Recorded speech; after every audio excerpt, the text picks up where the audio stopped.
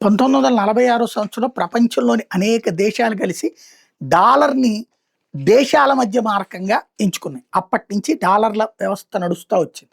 డాలర్లు ఎన్ని ఎక్కువ ఉంటే అంత గొప్ప. ఆ రోజుల్లో ఆహ్, ఒక డాలర్‌కొచ్చేటప్పటికి 30 ఔన్సుల బంగారం వచ్చేది. అలాంటి స్టేజ్ నుంచి ఆ తర్వాత అమెరికా తెలివిగా డాలర్‌లనే బంగారంలాగా ఉంచడం ప్రారంభించింది. ప్రపంచంలోని అన్ని దేశాలు కూడా డాలర్ ఉంచుకుంటే చాలు బంగారం లేకపోయినా పర్లేదనే స్టేజ్ వచ్చింది. ఇప్పుడు అమెరికా ఒంటెత్తు పోకడలతో డీడాలరైజేషన్ ప్రక్రియ సాగుతోంది. మనం రూపాయల్లో, చైనా యువాన్స్‌లో, రష్యా రూబెల్స్‌లో అట్లాగే ఏ దేశం ఆ దేశపు కరెన్సీల్లో వ్యాపారాలు సాగిస్తున్నాయి. డాలర్‌ని పక్కన పెట్టేస్తున్నాయి.